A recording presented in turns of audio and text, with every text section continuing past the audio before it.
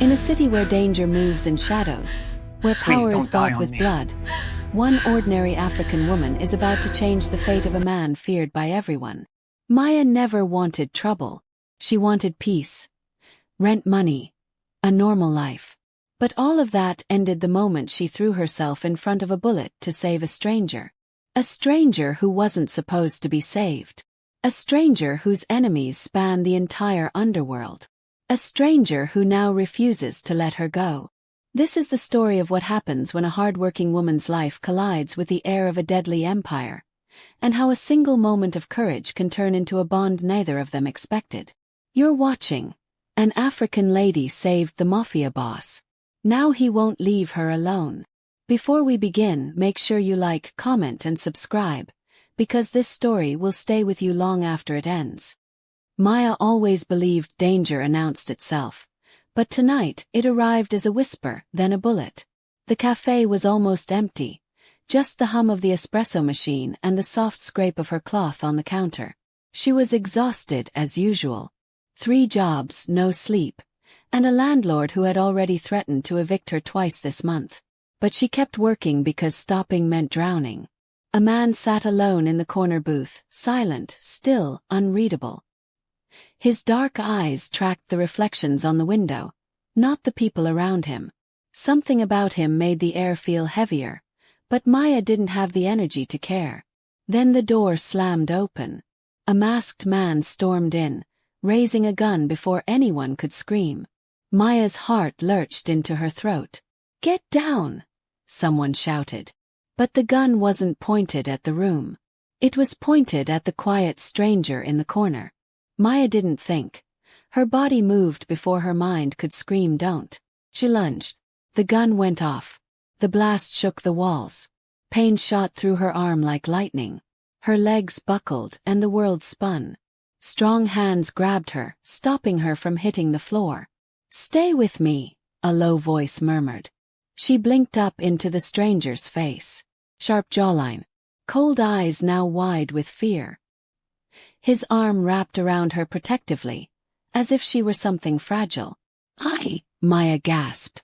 "I didn't mean to. You took the bullet for me." His voice cracked with disbelief. "Why?" "I don't know," she breathed, trembling. "Instinct." The cafe exploded into chaos behind them. People screaming. Someone crying. Someone else calling emergency services. But the stranger didn't look away from her. "You're bleeding," he said. "I noticed," she whispered. Her vision faded. His face blurred. "Don't drop me." "I won't," he promised softly. But when she blinked awake minutes later, the paramedics were kneeling beside her, the police swarming, and the stranger was gone. "Miss, you need to go to the hospital," the EMT insisted. "No," Maya tried to sit up, wincing. "I can't afford that." The officers circled her like wolves. "Did you know the suspect?" "No." "Did you know the man he shot at?" "No." "Did they speak to each other?" "No." Every no felt heavier. When they finally released her, she staggered into the night, clutching her bandaged arm.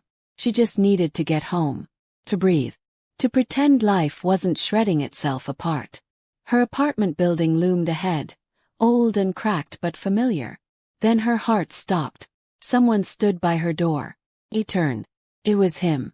The stranger. The man she saved. Her voice broke. What are you doing here?" He didn't move closer. Didn't even blink. "We need to talk." "No," she shook her head. "Absolutely not. You almost got me killed. You stepped in front of a bullet. That was your choice," he said calmly, but his eyes softened. "I'm here because now you're in danger." Her pulse spiked. "No. Don't bring this to my home. You're a target now," he said. "The man who shot at me. His people saw what you did." "Why? Who are you?" Her voice cracked. He paused, then said, "Jean Seo." The name meant nothing to her, yet the way he said it made her stomach twist. "Well, Jean," she whispered, "thank you for checking on me. But I don't want anything to do with you."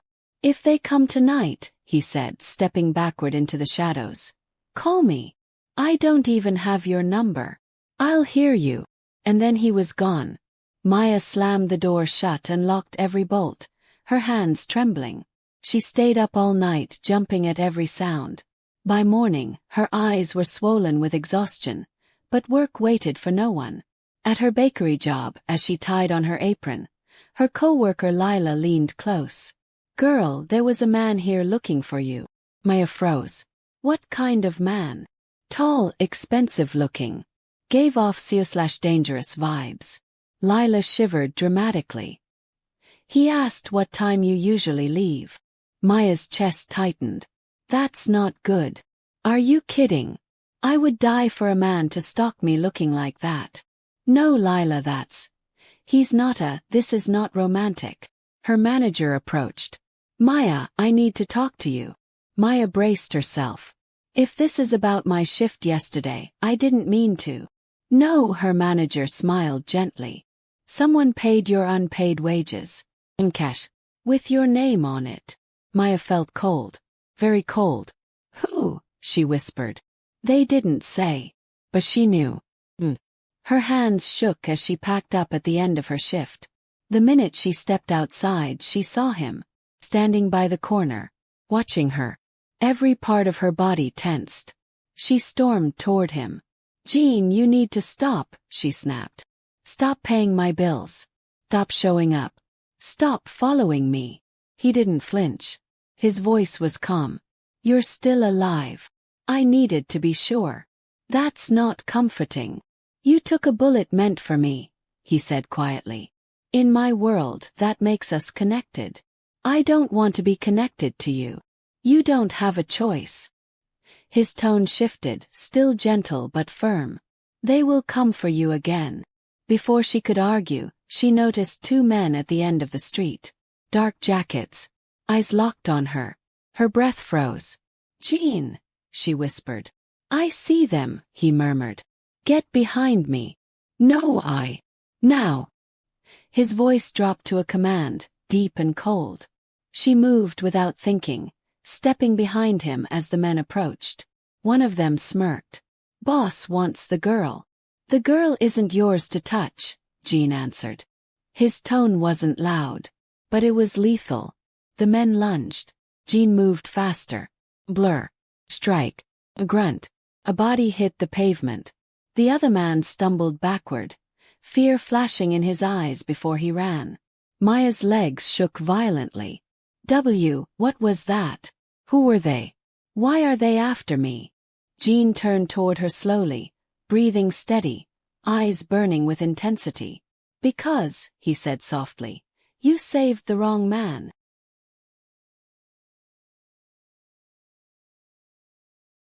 Maya's breath came in short, sharp bursts. Her arm throbbed.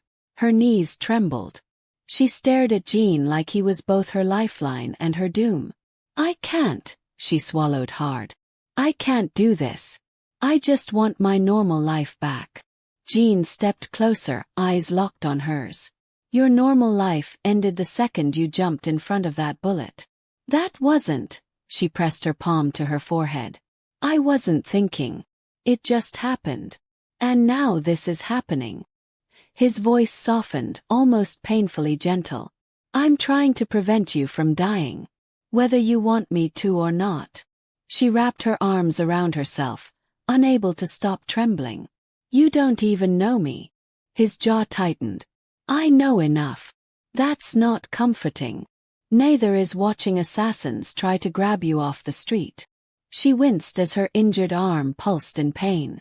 Jin's gaze dropped to it. "You need proper medical treatment," he said. "I can't afford it."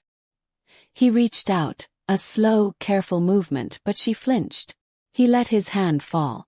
"Maya," he said quietly, "you don't understand what you're up against."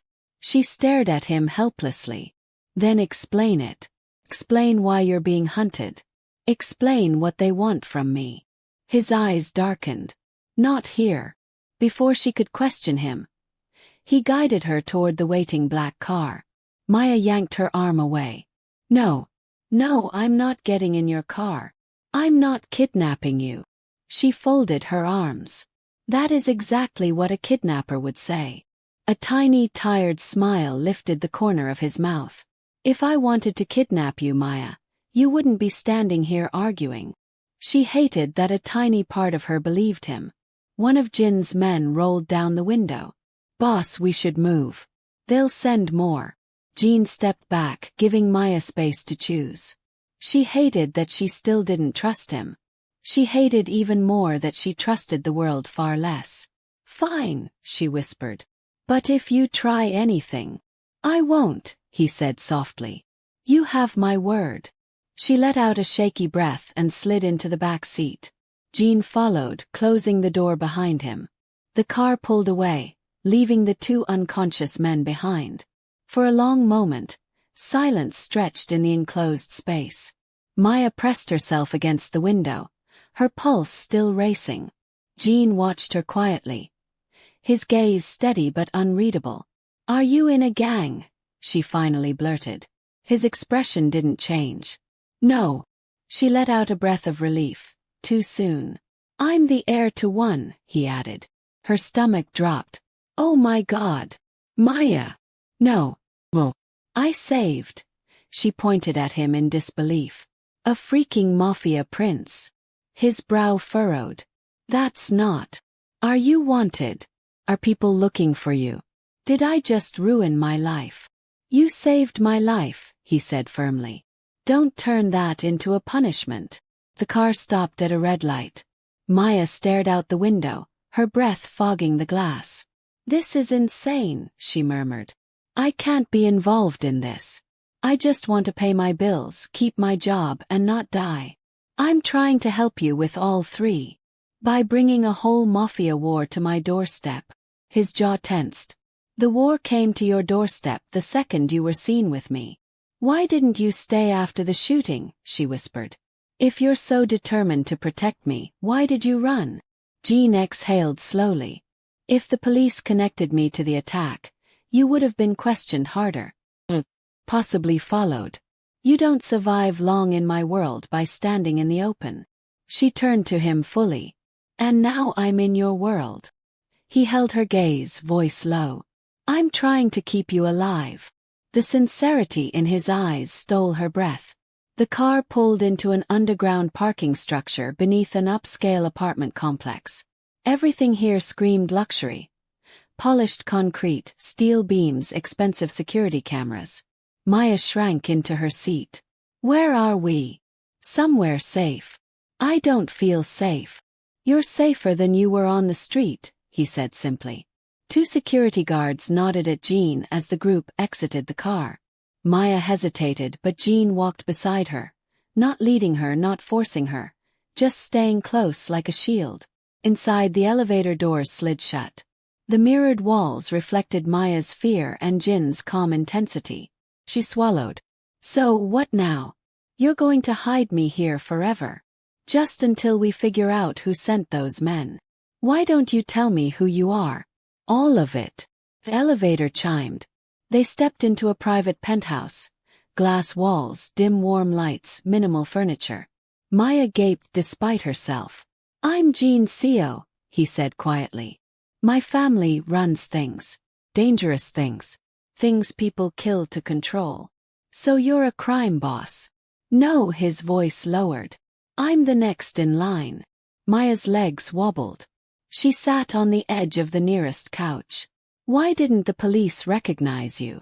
Because I don't operate in the open. And because the law looks the other way when enough money is involved. Her head spun. I shouldn't be here. You should be alive, he countered. She rubbed her face. I've struggled all my life. Everything I've built has been by myself. I don't want to be someone's problem. Jean sat across from her, elbows on his knees, gaze softening. You're not a problem. You're a debt. She glared. That makes me feel worse. He looked down briefly, almost embarrassed. In my world, saving someone is sacred. No one has ever done that for me. Not even my own people. Her anger thinned, replaced by something she didn't want to name. A knock sounded at the door. Maya jumped. Jean stood, instantly alert. It's my medic. A middle-aged man with a calm face entered. Which one of you is injured? Maya lifted her hand weakly. Just me. As the medic cleaned her wound, Maya winced. You're lucky, he said gently. A few inches deeper and it wouldn't have been a graze. Story of my life, Maya muttered. Jean watched her with a storm behind his eyes. Anger, fear, something else simmering beneath. When the medic left, Jean stepped closer. You didn't deserve any of this. No kidding. But I'll make sure nothing else happens to you, he said. Even if it means going to war. She froze. Don't say things like that. It's the truth. Her voice cracked.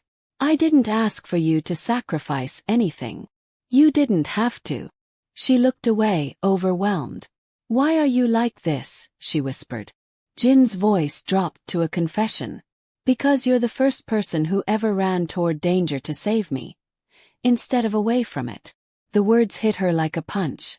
Before she could find a response, her phone vibrated. She glanced at the screen. Her landlord. Rent reminder. Course. Her throat tightened with humiliation. Jin noticed. Is something wrong? Everything is wrong, she whispered. My life is falling apart and now I'm caught in yours too. He stepped closer, his voice lowering. Then let me carry some of it. Maya's breath hitched. I don't want to owe you. You already saved my life. You don't owe me anything. Silence hung between them, thick and electric. Maya didn't answer him. She couldn't. Her throat felt tight enough to choke her. She stood abruptly and walked toward the glass window, staring out over the glittering city. Cars, people, lights. Everyone else moving on with their normal lives while hers spun into chaos. Jean stayed behind her, giving her space but never straying far. She sensed him there, like a shadow she couldn't shake. You should sit, he said softly. I can't. Her fingers curled into fists. Every time I close my eyes, I see that gun. He stepped closer. You were incredibly brave. No, she shook her head. I was stupid. I don't even know why I jumped in front of you. He hesitated. People don't choose moments like that. Their hearts choose for them. She scoffed, turning to him. And what does your heart choose? Killing people. Running an empire of crime. His eyes flickered with something, hurt? Annoyance. But he didn't react sharply. Instead, he walked toward the kitchen area and poured her a glass of water. You're exhausted, he said quietly. Drink. She took it reluctantly, sipping slowly. Her hand trembled so badly the glass clinked against her teeth. He reached out to steady her wrist. Maya! Don't, she whispered, pulling back. Just don't. He looked down, exhaling. Tell me what you need. I need this to not be happening. Her voice cracked again. I need my life back. Slowly he nodded. I can try to give you that. But I can't undo what you saw or what you did. She swallowed hard. Why does it feel like I'm being dragged into something I can't survive? Because you are, he answered honestly. But I'm not letting you fall. Her heart fluttered at his tone and she hated it. Before she could respond, one of Jin's men hurried into the penthouse. Boss, we have a problem. Maya stiffened. Jin's entire posture changed. Alert, controlled, deadly calm. What is it? He asked. We intercepted chatter. The men who attacked earlier weren't freelancers. They were from the Black Phoenix Syndicate. Jin's jaw clenched. The air grew colder. They never target civilians, Jean muttered. They weren't after her, the man said quietly. They were after you. But once she intervened, she became leverage. Maya felt her blood drain from her face. Leverage for what? The man glanced at Jean, waiting for permission. Jean gave a tight nod. They want to force Jean into a deal. And they think hurting you will get his attention. Maya's heart thudded painfully. Why me? I don't matter. You matter to them because you matter to me, Jean said. She stared at him, stunned. How can I matter to you? You don't even know me. I know enough to care, he said without hesitation. Her stomach fluttered again, infuriatingly. The guard continued.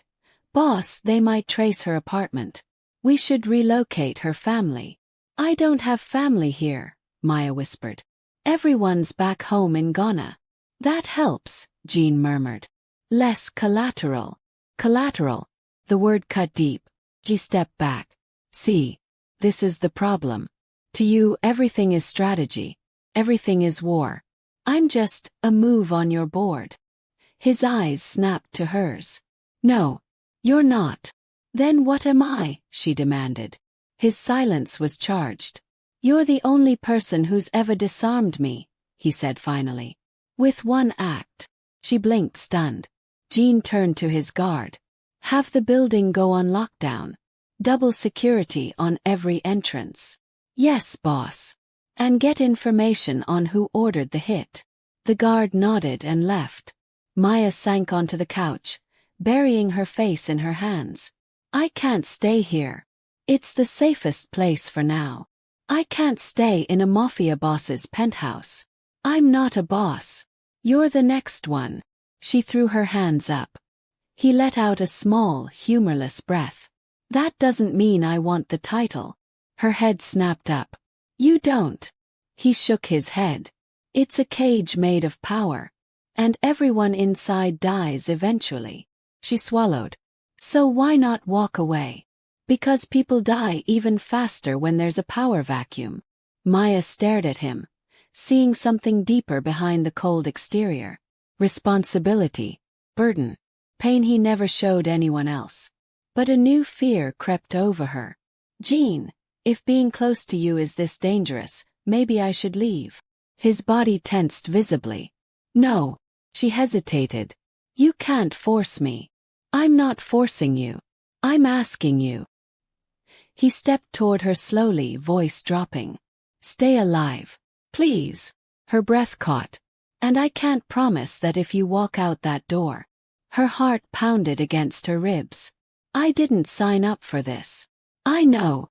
I didn't choose you. He lowered his gaze. I know. But you're acting like I belong to you, she whispered. His jaw tightened. You don't belong to me. She felt relief, briefly. But I belong to you. Her breath stopped. Don't say things like that. It's the truth. She shook her head, overwhelmed. You just feel responsible. It's not real. He stepped closer, almost close enough to touch her. It is real. To me. Her lungs seized. She felt the air between them pulse like a heartbeat. Before she could respond, her phone buzzed again. Message. From her boss. You're late. Again. Don't bother coming back. Her chest cracked open with despair. She showed Jean the screen. See. Everything you touch ruins me. He took the phone gently. Let me fix it. No. You can't fix everything with money or threats or power. He inhaled slowly. That's not what I meant. What did you mean then? I meant. Let me help you breathe again. The vulnerability in his eyes shook her. But tears spilled from hers. I don't want pity. You don't have pity, he said softly. You have my attention. She froze. You have my focus, he continued. My worry. My protection. He stopped himself mid-confession. She whispered. You're what? He swallowed hard. Nothing. She stepped closer. Tell me. It doesn't matter. Yes, it does. He clenched his fists.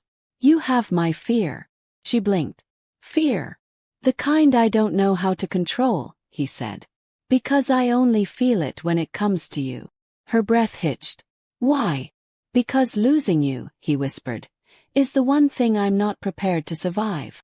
Silence swallowed the room. Maya felt her heart tilt dangerously in his direction.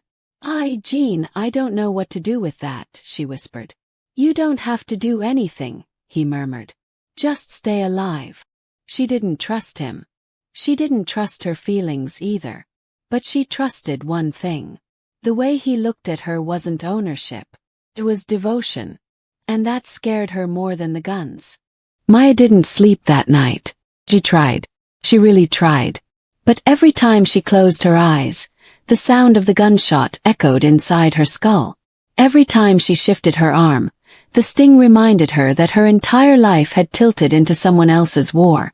She lay awake on the plush couch, staring at the ceiling, the city lights glowing through the window. The penthouse was too quiet, too still. It felt like standing inside the eye of a storm. Around 3 a.m. she sat up. She needed air. She walked toward the balcony, sliding the glass door open. The night breeze brushed her skin, cool and comforting. She inhaled deeply, finally able to breathe without her chest tightening. But she wasn't alone. Jean stood at the far end of the balcony, leaning against the railing, eyes fixed on the dark horizon. He didn't turn when she stepped outside. "Can't sleep either?" she asked softly. His shoulders rose and fell. "I'm used to sleepless nights."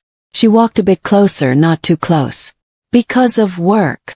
Because when I sleep, I'm the most vulnerable." His voice was calm, almost numb. "That's when people like me die." A quiet ache bloomed in her chest. "That's a terrible way to live." "It's the only way I know." She hesitated. "What about before all this? Before you were the next Mafia leader?" He let out a slow breath. "Before all this, I was a boy trying to survive my father." Maya's heart twisted. Something about the way he said it, flat, emotionless, hurt more than any dramatic confession. She came to stand beside him. "You don't have to stay in this life." He turned his head slightly, those dark eyes meeting hers under the moonlight. "If I leave, someone worse takes over. Someone who won't mind killing thousands for power. You think I stay because I want to?" "Why do you stay?" she whispered. He stared at her, eyes flickering with something like resignation. "Because my existence is the only thing stopping chaos." Silence weighed between them. Heavy. Real. "You know," she murmured, "you talk like someone who's already buried yourself before you've even died." He looked away, jaw tightening. "I buried myself the day I took my father's place," he said quietly. "The day I watched him die and understood that nothing about my life would ever be mine again." Her breath hitched. She didn't know what to say. She wanted to comfort him. But how do you comfort a man whose entire existence is built on blood and duty? After a long moment he spoke again. "But tonight," he said softly, "you made me feel alive again." Her chest tightened. "Jean, I'm not saying it to pressure you," he murmured. "I just wanted you to know." She swallowed hard. "You make things complicated. Only because you make me feel things I don't understand." The honesty in his voice almost broke her. She stepped back, overwhelmed. "I can't be responsible for your emotions," she whispered. "You aren't," he said. "You just woke them up." Her heart thudded painfully. Suddenly, loud banging pounded on the penthouse door. Maya jumped, fear shooting through her like lightning. Jean immediately stepped in front of her, shielding her with his body. "Stay behind me," he commanded. Her pulse raced as armed guards rushed forward, taking positions. One guard approached Jean. "Boss, it's the Black Phoenix Syndicate. They're downstairs." Maya's blood ran cold. "How many?" Jean asked. "Too many to stop quietly." Maya grabbed Jin's sleeve. "We have to leave." He didn't move. "They came for me." "Then let them have you," she cried. "Why should you fight a whole army for someone like me?" His eyes snapped to hers. "Someone like you. Maya, they wouldn't stop after taking me. They'd take you too. They'd use you to punish me. They'd make an example of you." Her knees buckled slightly. She'd never been so scared in her life. Another guard hurried in. "Boss, they're forcing their way past the lobby." Jean cursed under his breath. He turned to Maya, cupping her face suddenly, desperately. "Listen to me," he said urgently. "If things go wrong, my men will get you out. Don't argue. Don't look for me. Don't wait. You run." "No." Tears burst from her eyes. "I can't leave you to die." He stared at her like she'd said something impossible. You'll run because I need you to live. Her voice cracked. Jean. He pressed his forehead to hers, breathing hard. I can't lose you. Not after finally meeting someone who sees me. Not the Empire. Her hands shook as she held onto his arms. You're scaring me. I'm scared too, he said. For the first time in years. Gunshots suddenly echoed from downstairs. Maya froze in terror. Jean pulled away, stepping back. His expression hardening into cold steel. He was no longer the vulnerable man on the balcony. He was the heir of an empire.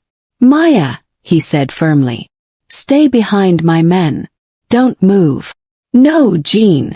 But he was already gone, storming toward the elevator with his guards, guns drawn, voice sharp with commands she didn't understand. The door closed behind him. Maya stood trembling, heart pounding so loudly she thought it would punch through her ribs. She wiped her tears aggressively and whispered, Come back. Please come back. Minutes dragged on like hours. Every gunshot from below made her flinch violently. A guard stayed with her. Ma'am, we need to move you to the safe room. No, she whispered. I'm not hiding. It's the protocol. I don't care. Her voice cracked. I'm not hiding while he's fighting for me. The guard hesitated. Another burst of gunfire echoed, even closer. Maya flinched but stayed rooted. The elevator dinged. She gasped, hope flaring painfully. When the doors opened, Jean stepped out, breathing hard, clothes rumpled, a bruise forming on his cheek, but alive. Alive. Maya ran to him before she even understood she was moving.